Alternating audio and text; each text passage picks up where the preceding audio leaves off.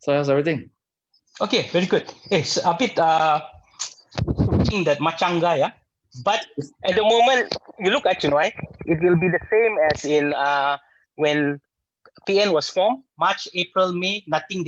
Even though there was no numbers, the Agung keep quiet. There's no parliament, so Muhyiddin still rules. Yeah, and then given the There's a lockdown circumstances coming of soon.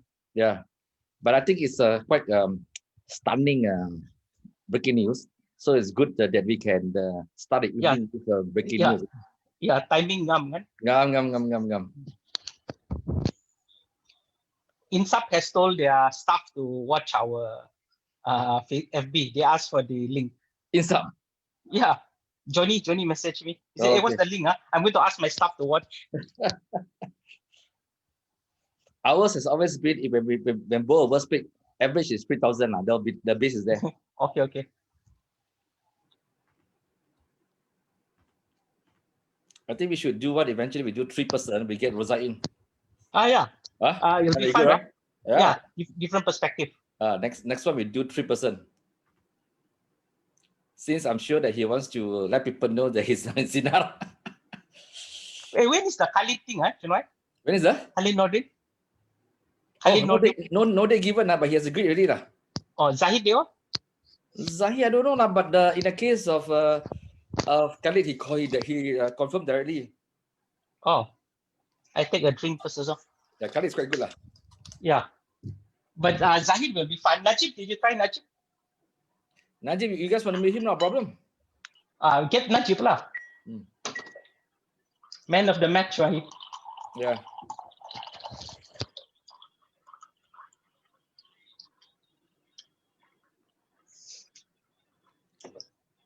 We get Khalid, we should get. Once we get Khalid, we must get a Bersatu guy lah. Bersatu. Get those. If you must balance Hamza, yeah, if you get Hamza, better actually. Hamza is the main player, right? Yeah, but you know he does a type like he's a I can get him lah, for the operator. He doesn't mind, but actually, I think he can talk. Yeah, he can talk.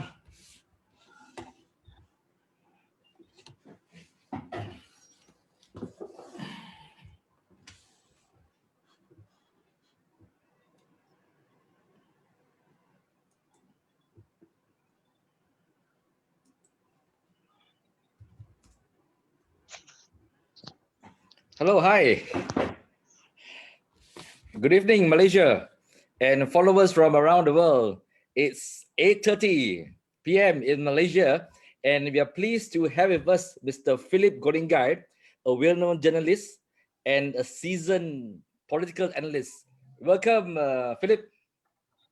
Thanks, Chunwai, for the invite. And I think today is a very exciting day because there was that big news earlier, which I think you know about it. Yes, for viewers who are just tuned in, we have breaking news.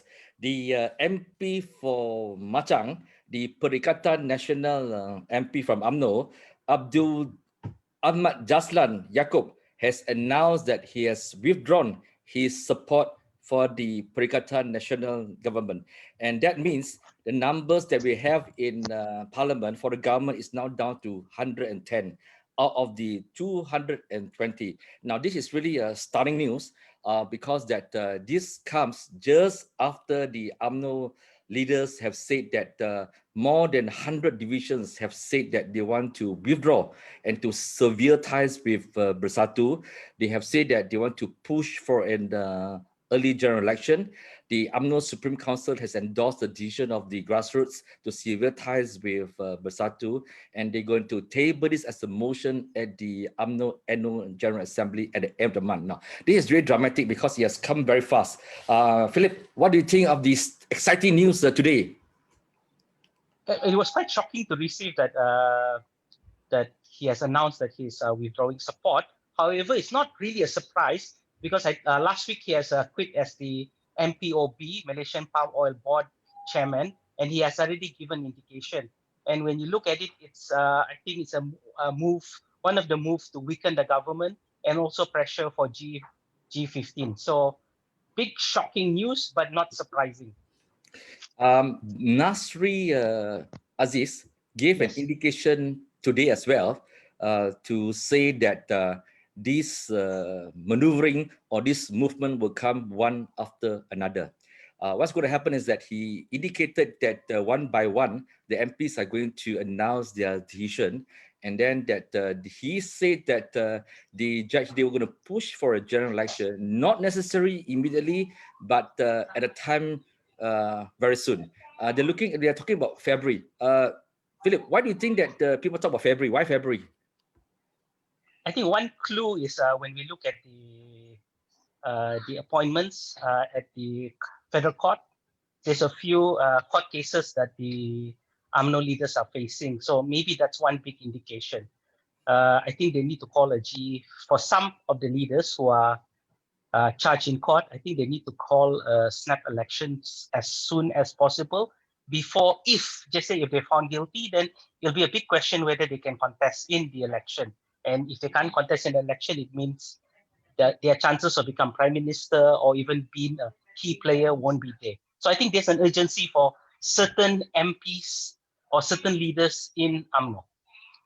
So you're referring to what has been called the cluster mahkamah, leaders who are facing court charges or have been sentenced or waiting to be sentenced. Yes, but to be fair with this mahkamah cluster, we can't really also put them in one basket, because I think Tengku Adnan made a bit of a surprise for me.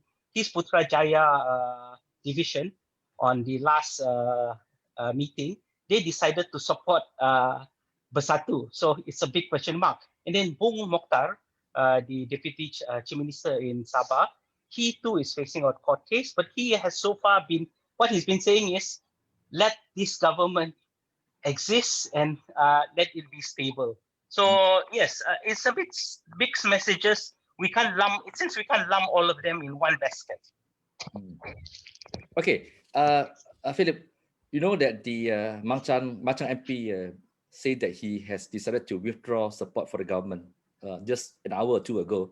Now, what is really the implication if another UMNO MP decides to make a similar stand and says that, look, I'm going to withdraw support from the government? And do you think that this will happen? Okay, I'll answer your question by giving the answer of the Machang MP. Machang MP said even though he quit, even though he withdrew support for the Muhyiddin government, he said that the government won't fall, because at the moment, this government has 110 MP minus him and minus Tengku Razale.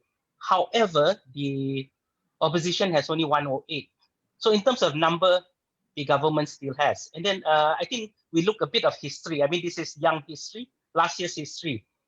Big question mark then on whether this government has the number, which is it has. But when you look in, just say, when it was formed, the TN government was formed last year, around March, April, May, the Dr. Mahathir's, team Dr. Mahathir's, they were banging on the how many majority do they have? Do they have enough number? However, the king acted neutral, and then it was all about waiting for the next parliament sitting to determine whether Muhyiddin had the number, and also it was technically a lockdown, an MCO. So technically, politically was put under the back burner. And then when you look at it, the situation is still the same. I think on Monday, Tuesday, we will have an announcement. There will be some form of lockdown. So I think politically will be what, and I think Muhyiddin's government will be safe. And also, let's not be surprised if there are opposition MP who will, for the sake of unity, for the sake of saving Malaysia, for the sake of political stability, might join the government alone, individually, or en bloc. So let's not be surprised. So I think it's not game over. Just to quote the Machang MP who quit today. I agree with your assessment, because that if you look at the timing of what has happened, there's been a lot of talk that the PM will make an announcement on Monday, and the speculation in town is that some kind of MCO in what form I have no idea, which will take effect on Wednesday. Now, when that happens, obviously, despite the push by UMNO, these are seasoned politicians. They know that the mood of the country is that, look, we're not interested in politics. We have a COVID-19 pandemic to fight, and we're not interested in politicians grabbing power at this point. And I think that I would even push the envelope to say that the the royalty, which has a big role and a very important role in the politics now, would probably share the same sentiment that, look, we are tired of politicians doing that.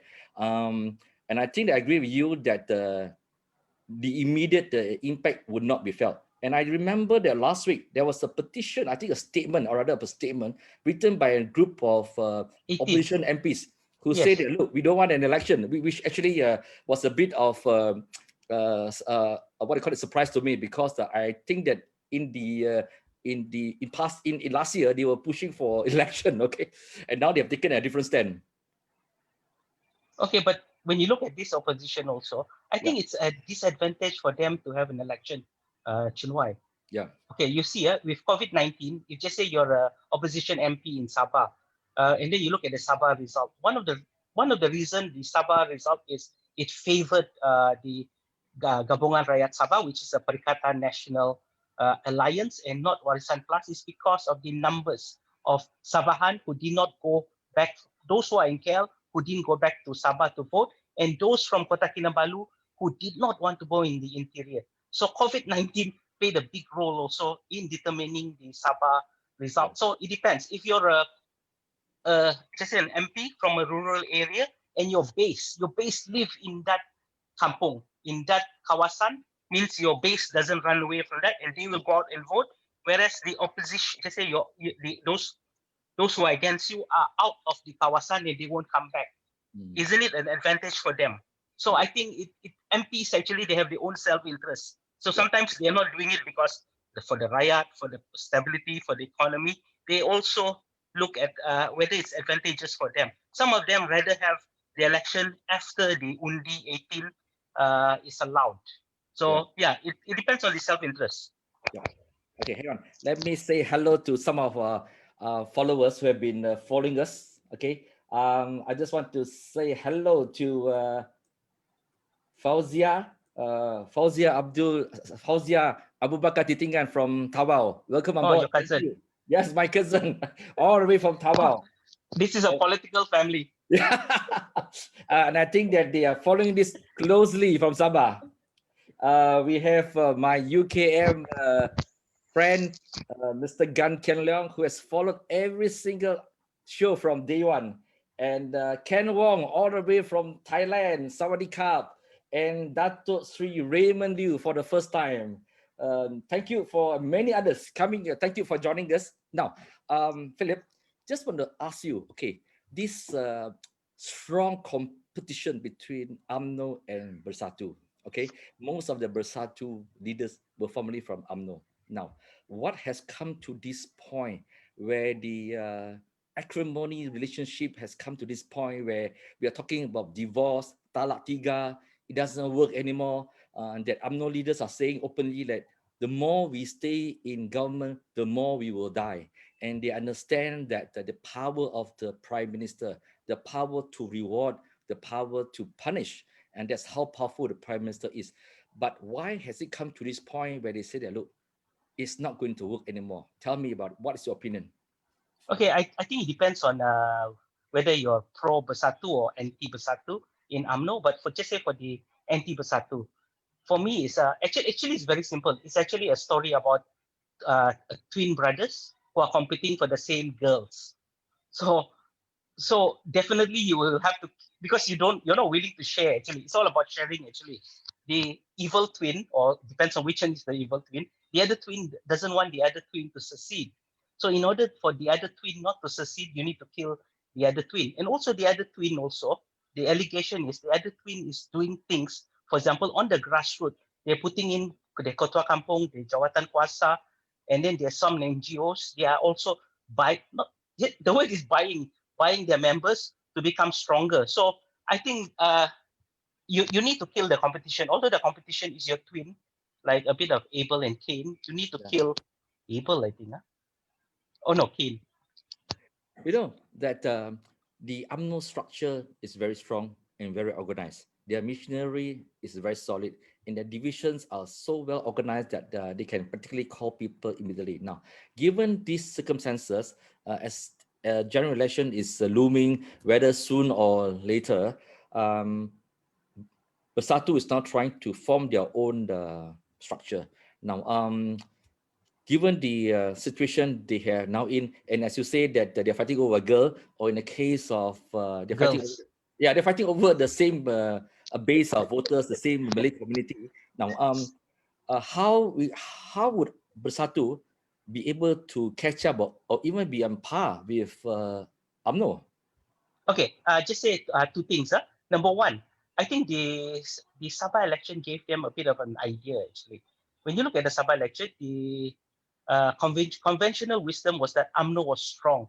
Bersatu did not have the machinery. But Sabah politics is the demography, and the what is a bit different. But it gave them an indication. When you look at it, Bersatu did quite well actually. They won around 14 seats on their own. Not, I mean, yes and no, helped by UMNO, but more or less on their own. And then UMNO only managed around 17 to 18 seats. So they bring that what call it morale victory or whatever as an indication that they can win on their own. Okay, that's number one. So they feel in certain seats they can win on their own without UMNO. And then number two, if you have a, just say you are double teaming with pass, I think you'll be very confident, you know. Yeah. So I think for them is the key for them is actually for UMNO, even for Bersatu, is to get pass. Once you have pass will give you that 30% pass support. So just say UMNO 35, pass 30, you got 65. But without pass, that's why both are vying for pass, but it seems like pass is in love with Bersatu at the moment.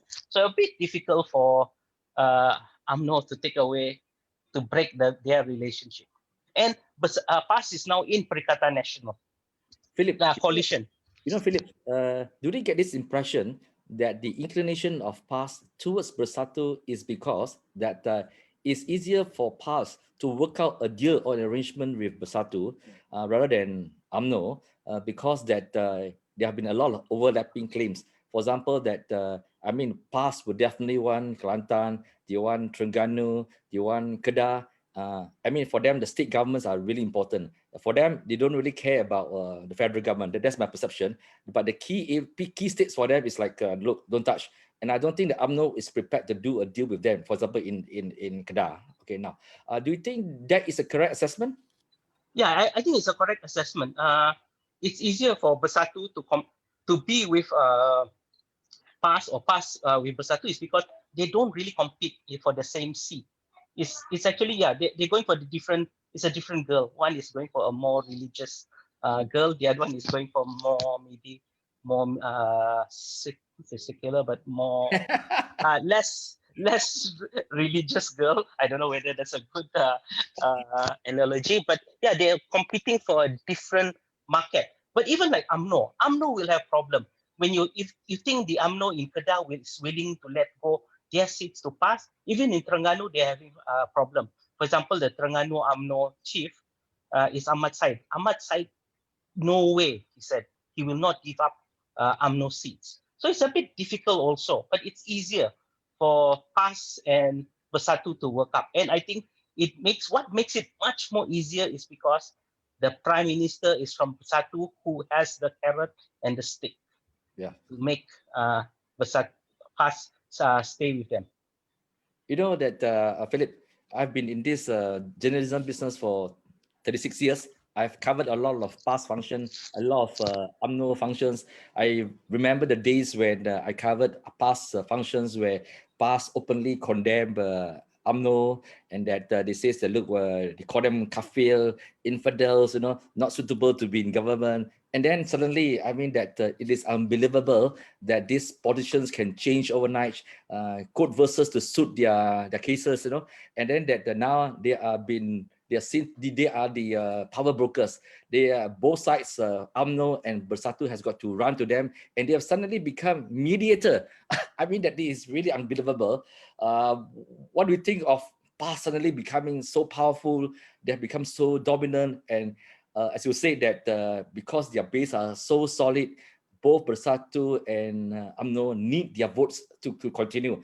And I'm sure that they will push for the leverage. What will happen to Malaysia? Okay, we have a situation where PAS, which has always been held in great suspicion by non-Muslims, and I think that the UMNO Vice President Khalid Nordin himself said last week that look, he understand the apprehension of non-Muslim. He even said that many middle class and upper class Malays are concerned with what's happening in this country. What is your view on the role of PAS in all this? Okay, when you look at the political trend, and this is seen by pollster who I meet, and then they see this trend actually. The trend is PAS is at the ascent. PAS is getting more and more and more support actually. There's a moral, they call it the moralistic crowd. There are voters out there, they feel that PAS is a more moral party, and therefore they support it. And their support base, this is how it was described to me by AB Shamsul. It starts from the mosque, then they have a committee there, they will be talking about politics, and then the main thing is that PAS is a moral party, and then it spread. So roughly, if you see, it's in Terengganu, Kedah, and Kelantan. And then the interesting thing about PAS also, which when I went to the East Coast, the big surprise is actually PAS is a cosmopolitan party. It's not a rural-based party actually. When you look at Terengganu, UMNO parliament seats are won in places like Hulu Terengganu, places like Besut. It's considered Ulu. But when you look at the 4 seats that PAS won, it's in Marang. Marang is next to Kuala Terengganu. And then the other one is the seat that is next to the airport. So they win seats that are actually urban. So they are winning votes or support from whatever. And then when I was in the Pekan area, I was quite surprised actually. Those youngsters who they were very hooked by PH, especially the promises P50N will be wiped out, etc., etc. And then they felt let down by the PH government. And then now they're also, you can see they are moving towards PAS. So PAS, I think like what Lee Kuan Yew said, will be or might be a big force in Malaysian politics.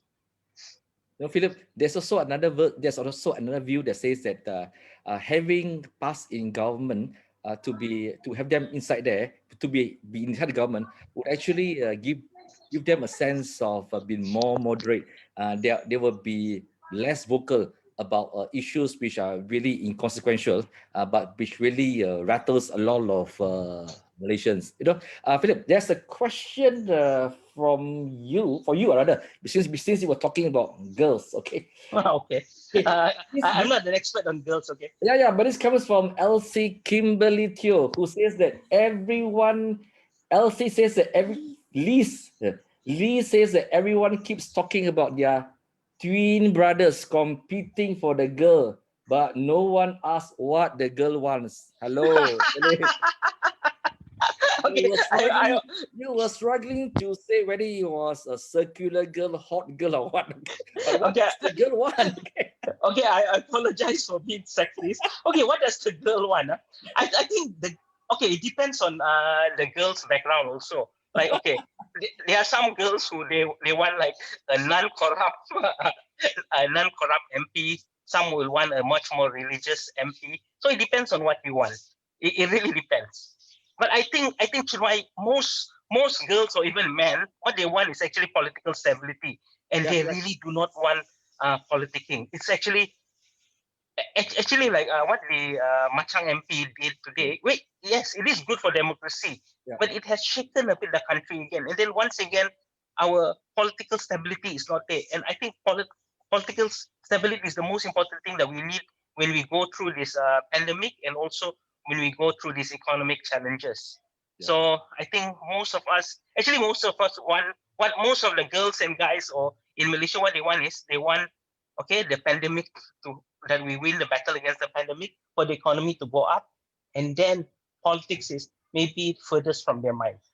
Yeah, I agree with you, because when you look at the kind of politicking that's taking place in this country, it is really no good for investors, because that if I'm putting a couple of billions in this in Malaysia, I'll be asking myself, do I really want to put my money in Malaysia now? Because that if I were to put my money now, I may have to deal with a different government in a year's time, or in 2 years' time, or 2 months' time, and that I would rather put my money in Vietnam or Cambodia. Why would I come to Malaysia? And I think that those people who are pushing for of the election, whether as politicians or as basically just voters, need to look at this. As you say, that all of us are just interested in ensuring that we keep our jobs and ensuring that our families are freed from the pandemic and the food is on the table and we do not have to worry about the next meal.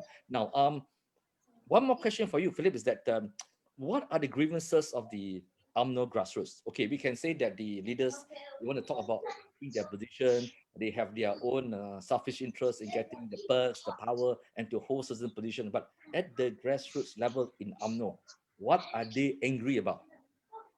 I think what it depends also on which members, but I think their main worry, and this is fed by their leaders, it depends on the leaders lah. Okay, so what is fed in for them is that UMNO is no longer strong, UMNO is no longer the prime minister, and then this is the word that was shared to me by Nur Jazlan. It says the thing with for UMNO is for the members, Bersatu is like mendukung buaya hidup. It means you are carrying a monitor lizard and it becomes a nuisance. So for that is what is it? And then actually on the ground also they also worried that there's a power struggle, and then what they want is UMNO to be back as what. But then the just say I was talking to the pro pro Bersatu UMNO leaders. What they say is the grassroots, they are not given the full they're not given full information on what's happening. Yes, their anti-Bersatu leaders are fanning the sentiment against Bersatu, but they don't tell you what's next. Okay, what's next? Just say, for example, I just say I argue as a pro-Bersatu UMNO leader. Okay, what's next? Next is, okay, you divorce Talak Tiga as Talak Tiga with Bersatu, and then what's next? Do they go alone? If they go alone, can they win the election on their own? Most probably not, based on GE15. And then, okay, then if they need an ally, who's the ally? So has the anti-Bersatu leaders, have they told the grassroots that your ally might be DAP and it might be Anwar? So far, they have not been told. So I think grassroots is also confused. So the next 3 weeks, I think, before the UMNO assembly, what the pro-Bersatu UMNO leaders will do is they will campaign and inform. Okay, if you want to leave Bersatu, this is the choice. So it's something like, if just say you divorce your wife, your choice is going to be, just say, it might, your next wife or your next girlfriend will be Anwar or Lim Guan Eng. So is that what you want? So yeah. Philip, do you get this impression that the push for an election is simply that people do the politicians themselves probably know that they're unsure of what the outcome will be, but they want to have an election, and that with the election, the equation will change. It will then go back to the after the election, depending on how many MPs that you have, then they'll go back to the negotiation table to say that, look, now I've got more MPs, I should be prime minister, and that I will choose to partner with Bersatu, partner with what do you call it, PKR, or partner with PAS, and even DAP. Okay, is that the impression that they have, that everybody wants to go to an election, compete with each other, and then we may even end up with back to square one, okay, with these little parties not having enough numbers and then having to negotiate for a coalition? Do you think that will happen? Yes, I think Chibai, the new normal after the unprecedented result in GE14 is that, okay, then the old normal was coalition were created, then you have a coalition, then you go into election, coalition win, and coalition form the government. But when you look at just say G15, and even if you look at Sabah election, there'll be loose coalition, and then parties will fight on their own, and then once they win, then only the coalition is formed with the negotiation. When you look at the GRS government in Sabah, many people quote the Sabah example as what will happen in the federal government.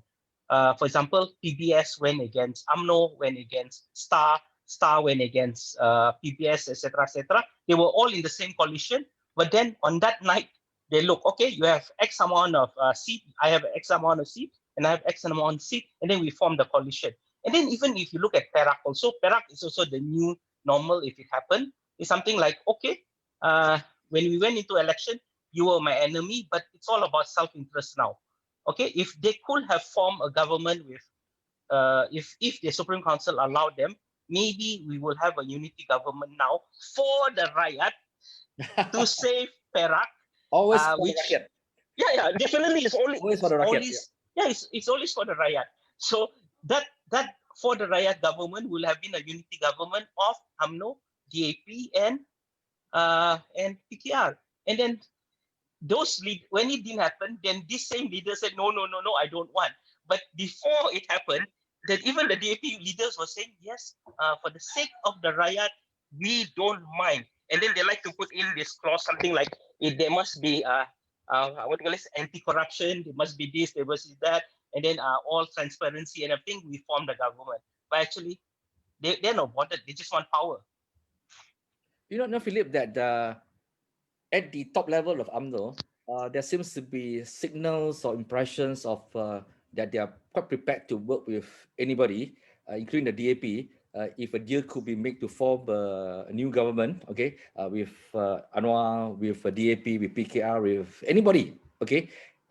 But at the same time, we also hear a different kind of statements being sent out by other leaders to say that, oh, no DAP, no Anwar. So for people who are not in UMNO, people like me, when I follow this, it's a little bit confusing. On one hand, we have this signal of prepared to work with anybody. On one hand, no Anwar, no DAP. So what is exactly happening? I think in the end, is if they can become PM and it's with DAP, without DAP, they will become Prime Minister. I think it's all about self-interest and saving the Rakyat. Saving the rakyat. Okay. Yeah, of course. Not about saving themselves. No, of course no. Of course no. If not, why are they in politics? Okay. One more question which I'd like to talk about is that you know, you talk a lot about Sabah, we talk about Kelantan. Let's not forget about the importance of Sarawak, because the Sarawak parties, the GPS is very strong over there, and that without them, there will be no federal government. Just Yes. like without Sabah and Sarawak, there will be no Malaysia. So never forget Sabah and Sarawak. I'd like to talk a bit about the role of the Sarawak MPs, because they're very solid. Okay, now they have consistently said that, look, they're prepared. Their role is essentially to ensure that Malaysia remains stable, the federal government remains stable. But again, in their case, no DAP. What have you heard about the situation in Sarawak and the sentiments of the GPS in Sarawak? Okay, I think for GPS is very clear. It is no DAP, because when DAP was in power and GPS was in the opposition in the federal government, but GPS was the Sarawak government, some DAP leaders, they actually humiliated GPS by saying that they can't run the economy. Whereas when you look at the economy of Sarawak is doing very well. They got their own money, actually. They got their own funds. So the DAP leaders accumulated them. And for them, it's really no DAP. And then for them, I think is what's most important thing for GPS is to retain the crown jewel. For them, crown jewel is Sarawak. So they are focusing on Sarawak. Actually, what's happening in federal government, they're not that bothered actually. And then for them is at the moment, stability is with this government, they remain with the government. And then I don't think they're interested in what to be in another government. What's the whole point? It's not as if they are, it will change their equation. For them is they're going to face DAP in this next election, and that's the most important thing, which is the Sarawak election, which I think most probably will be in March. Okay, we all have been looking at March, because if I'm not mistaken, the state government terms ends in May, right? Around May, June, July, like that. Yeah. And then I think they are allowed to push until August, if I'm not mistaken. Yes, now. yes, yeah. Okay, Philip, if you're looking at March, now that we have possibility of some kind of MCO coming our way, of course, we know that Sarawak is quite free from the pandemic. Now, do you think that it will be acceptable for Sarawak to have their state elections? At the moment, based on their what do you call it, based on their numbers, although today I think they're 55, it was slightly increasing.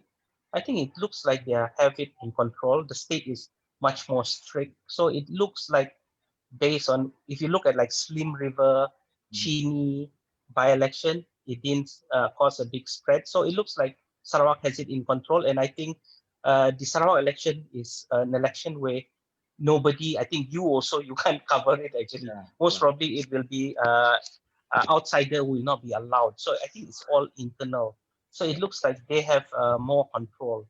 It's Yeah. like the overseas countries that went for election, they had the COVID situation control, but outside of Sarawak, things are spreading. They are super spreader and etc. So it looks like they're going for much unless government declare emergency. Also, I think that the number of foreigners, unlike Sabah, I think that the numbers are much more less compared to Yes, Sabah. Yeah. yes. And I think that it makes sense, as you say, that really they do not need any campaigners from Semenanjung to go to Sarawak because they probably would not be of great help. And that the for the poor Sarawakian party campaigners, they have to end up chaperoning these Semenanjung people there. Become tour guide and bring them Yes, to yes, yes. tourist spot. Yeah, so they are of no help. And I think that you're right that let the Sarawakians run their show and let them finish what they need to do. Now, back to the question of the Bersatu pass and UMNO. I've got a lot of questions coming over here. You know that look, almost on a similar basis, but say in the different manner as to look, as they try to compete for the Malay votes. You know, we have talked about this previously now, but for many Malaysians, the problem in this country is race, religion, and corruption, and these three issues have really cracked us down. And after so many years of independence, we are still being bogged down by these three issues. We look at it with great concern, you know, that in Malaysia, we have still the same old players, people in their 70s, people in their 80s who should be retired and taking care of their grandchildren, but they are still saying the same thing, talking about race and religion, and they're still trying to be prime minister, maybe for the first time or for the third time or second time, while in other countries, the prime ministers are in their 40s and in their 30s. Okay, why is it that Malaysia is unable to get out of this situation, race, religion, and corruption? What is your take on this? I think it's because old the just say the older politician, they have a grip, they have a very strong grip of the system. So it's actually the same faces. Like you look at who's in control of the political party, it's the same old faces. So once you control the political party, the result will be the same because it's the same people. You look at the, just say for example, DAP, roughly it's controlled by the same people. Okay, then you look at even UMNO, it's the same people who I think who were there when you were covering politics Yeah, when you were a cub reporter 30 years yeah, ago. So it's the same. So they have not changed. They have not move on. And I think maybe what the voters should do is try to kick them out. But I think it's not easy because they're very strong in their kawasan, and they must have certain merits why they can win in their kawasan. So at the moment we're stuck, and then we have young leaders.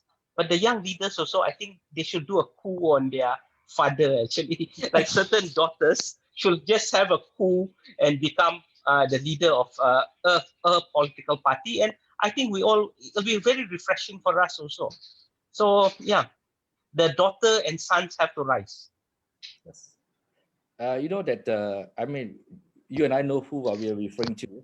When we talk to these the children of these leaders, they have shared with us their reluctance to express their thoughts and feelings to their fathers. Okay, now, and as a result, is that these people are clinging on. But why is it that the young people have not been able to shine? Okay, now and they're unable to command the kind of support. You talk about, you know, they're doing a push to get rid of these older people, but it may not be possible given the structure of divisions and branches where you cannot go up. okay, because of you don't have the numbers of supporters, you don't even have the money, okay. It's the reality is, if you don't have money, Malaysia is they practice the politics of patronage. Now, how hard it is for young people to actually join a party and to come up?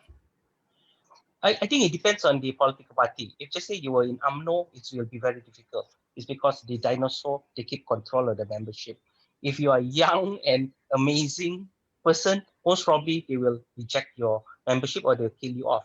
Whereas, but when I look at PKR actually give chance to the younger ones. You look at the MPs, they have really got young, dynamic MP. For example, like Ahmad Nasir of the Johor Bahru.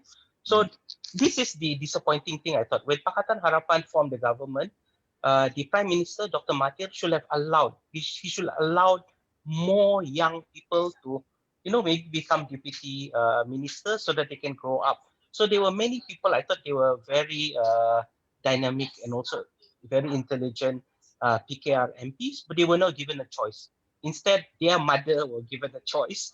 And then but maybe the daughter will have been a more will have been the future instead of the mother. And then there was some, there was a few MPs. I thought that they would have done better. So I think it's the older politicians who are in power giving chance for them. And then even if you look at UMNO also, people like, I'm very impressed actually with their number 2 UMNO youth leader, and he's now given a big task. He's now the information chief. Like for example, Sharil Hamdan, he's a very dynamic, very articulate, etc., etc. So these are the faces that we want in Malaysia actually, and then they bring new ideas.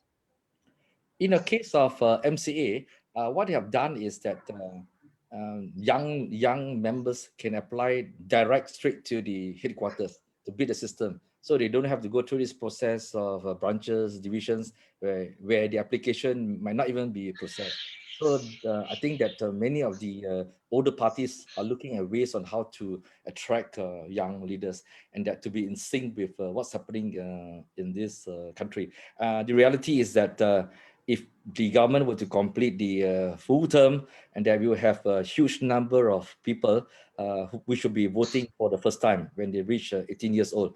And I think that it'll be quite different to win them over. Their thoughts are different, and their intentions and the wishes are all completely different. And that's my feeling. And that Okay. campaigning will all be done differently. Now, given the fact of campaigning, okay, now we talk about campaigning. The COVID-19 situation has, in the way, helped the emergence of new ways of campaigning. For now, definitely Charamas will be a thing of the past. Shaking hands is gone.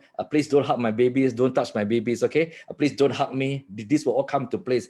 Even if there are vaccines to beat the pandemic, I think all this will change. House to house visit will change, and that as Malaysian becomes more urbanized, Wi-Fi will be more readily available. New methods of campaigning will change. How do you think that the campaigning and outcome will be like in the years to come in Malaysia? Okay, I just use the recent big election as an example. I think all these the SOP for election, they were all thrown out of the they were all thrown out. Why COVID was on the rise is because it's a very cliche to use this word, but it was a do and die for the politician. Mm, For them, is they were still doing the traditional way of what, because you see, for example, in the rural area, the internet penetration is not there, and it's still very important to salam people, to go from house to house, to have ceramah, etc., etc. And then I've gone and followed politicians in the rural areas. It's still up and close and personal kind of so. And then you look at Malaysia, I think the big parties, especially those who are contesting in the rural area, and maybe definitely not in where we are living, which is where our bubble is, the what call it, flesh to flesh, touching flesh, etc., will still exist. So I don't think the new norm will be there. Yes, maybe yes. Singapore style of campaigning will happen in the urban area, and then but it won't happen in the rural area and semi-rural area. So yeah, so forget about your SOP for election. COVID-19 SOP for the election. Philip, you covered the Sabah election last year. Now, the health ministry has said that despite the implementation, and enforcement of the SOP, none of the politicians bothered to practice it. In fact, that we were so relaxed, or we can say that we practice double standards. Some of these people who from Semenanjung who went to Sabah, and when they came back from Sabah, they were not quarantined, that kind of thing. You were there as an Yes. eyewitness. What was it that these politicians did not practice in I the think SOP? yeah, what they didn't practice is that, physical distancing, which actually you can't help actually. For example, I've also gone, like example, I've gone for the Pekan by-election, and then when I go to the kampung, and then they have this makcik welcoming me with that smile, etc. And then she hulur her tangan. What am I going to do, Chunwai? Will I like pull my hand and sorry makcik, I tak boleh salam? So I have to salam also. It's a very Malaysian culture. And then it's the same in Sabah also. What are you going to do? As a politician, somebody come to you and hug you, push them away. I think pushing away, I think will cost you a vote, or the whole family might not want. So it's a very Malaysian culture also. Yes, there's SOP, but especially when I was in Pekan, it's a very small, close community. People are like very relaxed, etc., etc. So you cannot really follow SOP. I mean, yeah, I'm giving excuse. So which means that our politicians talk about, look, we can have an election because we can always practice SOP, and then we compare ourselves to, say, like in Singapore they could do it, Korea they could do it. Why can't we do it in Malaysia? Is that a fair assessment, or do you think that, look, it's not possible? Okay, don't believe these politicians talking. Yeah, I think Singapore is urban. It's like campaigning in PJ, but I don't think Singapore has like a rural area like Kedah, or even in Johor, etc., where the much expect personal touch. The word is personal touch, so I don't think so. And then, to be fair, this is what I learned. You have regulation and you have enforcement. Yes, you have regulation of the SOP, but will there be enforcement? I don't think there'll be any enforcement. Nobody will be fined immediately 1,000 ringgit for doing it. It's an election. So definitely physical distancing I think you'll get closer actually. Yeah. But given the precarious situation of the present government, the numbers are now hinging on a very small, tiny minority, and that some of the UMNO people are saying, look, well, you can avoid election this time, you can avoid the election for a while, but eventually that you have got to hold it because the numbers would no longer be possible. We cannot see what's happening, but what are your thoughts on this? That we have landed ourselves in a really unusual situation. Okay, I think to answer your question, yes, the situation is very fluid. So let's not be surprised if, just say, MPs from the former Bersatu MPs return to Bersatu. People like there's 4 MPs from Pejuang, which is not registered. And then let's not be surprised in Warisan if 8 MPs might, for the sake of the Rakyat, save Malaysia and join PN. So I think the PM still has that carrot and stick. Things can happen. Yes, the other forces also have their moves. They can, what do you call this? One by one, the MPs can what? But what happens if one by one, for example, I give you one example. Like in March, there was one MP from Sarawak. He was already in the Dr. M camp, but then later he was persuaded, and then he is now with the government. So somebody can always be persuaded. And then I think because of this lockdown, etc., you can't have an election immediately. So sometimes it's like, this is the thing, the way a PBBM leader described Muhyiddin, the prime minister, but I will just change his quote. For me, is Muhyiddin is a type of a political player that he'll bore you to death. He'll just don't do anything, and then like nothing is happening, and then you're just like, oh my god, you're bored, and then you what? When you look at him, he's not moving. He's not a type of person who will like, okay, like now he'll make his statement and be angry. He's just waiting, waiting, relax, but things are happening. So I think it depends. One side can do something, the other side can do something. We actually don't know who will win. But so far, when you look at 2020, Muhyiddin won, despite uh, everything that he did. And then you thought that when he could not call for the emergency, he was already gone. but he survived. He's a political cat with 9 or 100 lives. I agree. I'm sure that despite the segment tonight, he will not respond to the Yes. situation, and I think he will just focus on his coming announcement on Monday. That's how what the Prime Minister has been. He's a man of few words. But is certainly a very seasoned player. After all, he was formerly from UMNO. No. He probably know and be able to read each and every one of them very well. Yeah. So, but the I think he knows what they want. yeah, okay. It's a matter of what do you want, okay? Yeah. And then whether I can give you what you want. Yeah, or what I really cannot give you because Yeah. as they say that what do the girls want, right? So it's a Yeah. question of what the public would react if it was submitted by the Prime Minister. Now, the game has obviously isn't over. This is day one. There'll be many more days and nights to come, and we hope to have Philip joining us again to share with us his views, his analysis, and the thoughts of what's coming. And we hope that assuming that there's going to be a lockdown, please stay at home with us. Jangan ke sini ke sana. Stay safe. And if you have really got nothing to do, you're bored with Netflix, please listen to our Facebook talks, which we hope to go live as regular as we can. And we will update with you with what's happening in UMNO, in Bersatu, at the Ministry of Health, and any events that we think that will be of interest to Malaysians and for the interest of Malaysians. Truly, okay. Thank you. Untuk rakyat. Thank you for the rakyat. Yes, Yeah. selamatkan Malaysia, not selamatkan diri sendiri. Okay. Yeah. Okay.